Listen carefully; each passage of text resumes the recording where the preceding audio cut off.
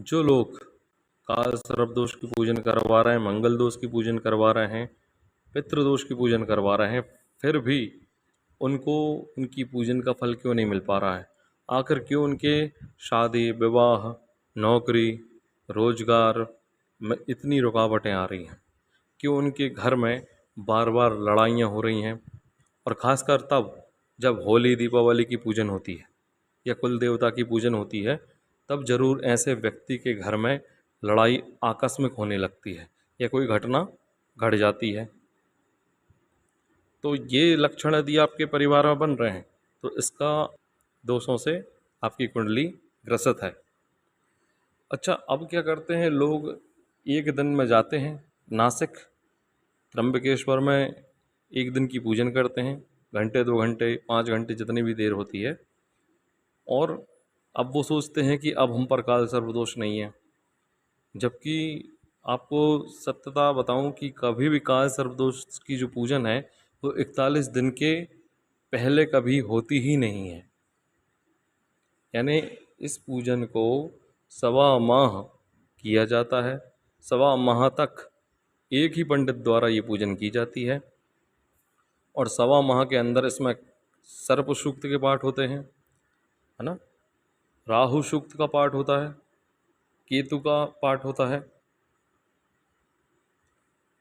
और जो जो आपकी कुंडली में ग्रह खराब हैं उनके पाठ किए जाते हैं। साथ में राहु का 18,000 जाप किया जाता है, केतु का 17,000 जाप किया जाता है, विथ दशांश हवन के साथ। अंतिम दिन इसका हवन होता है। काल सर्प दोष की पूजन में अंतिम दिन उतारे की प्रक्रिया होती है। 7 प्रकार से इसका उतारा किया जाता है, 7 प्रकार के स्नान किए करवाए जाते हैं, है ना। और ये उतारा, ये स्नान के पहले जातक का मुंडन कर्म किया जाता है। बिना मुंडन के, बिना केश दान के ये पूजन संभव नहीं होती। और अंतिम दिन ही यदि जातक गौदान कर दे परिवार सहित मिलकर, तो उसके पितृदोष में भी शांति आ जाती है, बड़ी से बड़ी मुसीबत हट जाती है। तो इन बातों का थोड़ा आप ध्यान रखें। और हमारे यहाँ भी इसी तरीके से हर जातक की पूजन की जाती है, तरीके से की जाती है लेकिन, और एक ही ब्राह्मण के द्वारा की जाती है। इसमें ऐसा नहीं है कि 17 ब्राह्मण लगा लिए गए हैं, या वो जाप कर रहे हैं तो मुंह में गुटखा रखे हैं या फ़ोन चला रहे हैं। आपने देखा होगा कि ब्राह्मण ऐसे हो चुके हैं कि जो जाप तो कर रहे हैं लेकिन वो एक हाथ से फ़ोन भी चला रहे हैं और मुंह में गुटखा भी भरे हैं। तो ये सारी प्रक्रियाएं नहीं होना चाहिए उसमें। 41 दिन का विधान है, सवा माह का विधान है। इसमें हर चीज़ सवा सवा करके लगती है। जैसे 1.25 किलो गेहूँ है, 1.25 किलो चावल है ना, 1.25 ग्राम की चीज़ें लगती हैं। अब लोगों का सबसे बड़ा एक बहुत बड़ी गलती बता रहा है कि कभी भी काल सर्पदोष की पूजन में, जिसको जैसे तक्षक या शेषनाग इस प्रकार का काल सर्प का योग बना है, तो उसमें कभी भी जातक को चांदी के सांपों का पूजन वर्जित बताया गया है। लेकिन लोग चांदी के ही सांपों की पूजन कर रहे हैं। ये तो आपको भी समझ में आ रहा है।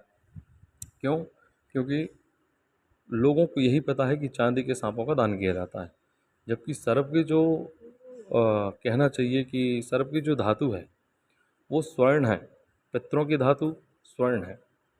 कभी भी आप देखेंगे, आपने कहावत सुनी होगी कि स्वर्ण में काल का वास है। तो जो काल है, काल मीन्स समय भी होता है,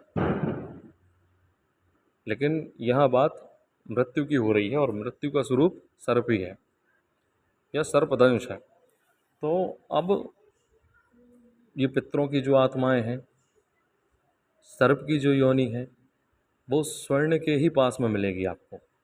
जहाँ कहीं, जैसे आपने कभी ये सुना भी होगा या देखा भी होगा कि जहाँ गड़ा धन होता है या सोना होता है, वहाँ सर्प कुंडली मार के बैठा रहता है।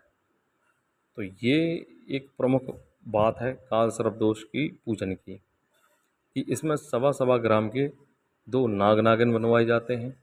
और नाग ऐसे बनवाए जाते हैं, ऐसा नहीं कि कुंडली मार कर बैठे हों। लोग कुंडली मार कर बैठे वाले नागों के जो फल लेके बैठे हैं उनका दान करते हैं, जबकि ये आक्रामक स्थिति होती है सर्पों की। इस स्थिति के सर्प कभी भी नहीं बनवाए जाते। यदि आप सर्प बनवाएं तो चलते हुए बनाएं, यानी जैसे जा रहे हों। इस प्रकार के नागों को निर्माण करके सुनहार से बनवाएं।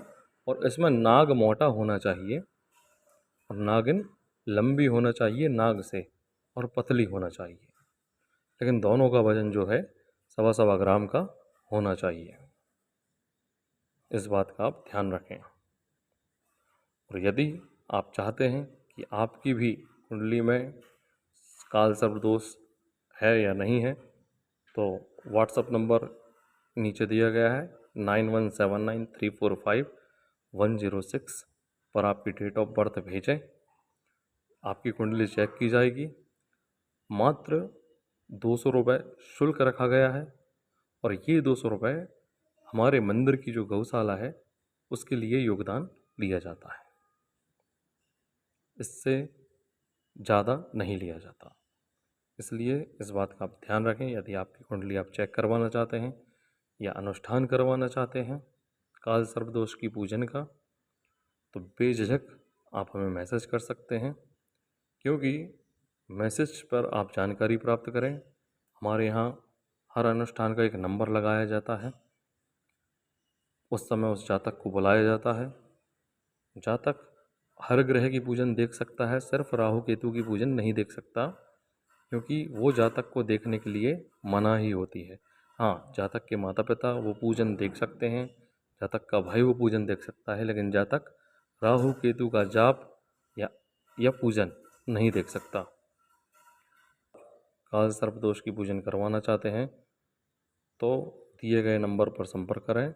नंबर है 9179345106, और अपनी कुंडली चेक करवा करके 200 रुपये शुल्क आप जमा करेंगे, आपकी कुंडली चेक की जाएगी। इसी नंबर पर आप फ़ोन पे कर दीजिए, स्क्रीनशॉट भेज दीजिए। आपकी कुंडली देखकर आपके बारे में सब कुछ बता दिया जाएगा। लेकिन मुख्यतः जो आज आपके जीवन में परेशानी आ रही है, शादी में देरी हो रही है, नौकरी नहीं लग रही है, तो उसकी वजह सिर्फ खराब ग्रहों का ही दोष है। कोई तंत्र मंत्र जादू टोना नहीं है। जादू टोना ऐसे नहीं होता। और यदि किसी को बड़ी से बड़ी प्रॉब्लम है, तंत्र मंत्र संबंधित उपकार है, तो भी आप संपर्क कर सकते हैं। जय माँ भवानी की।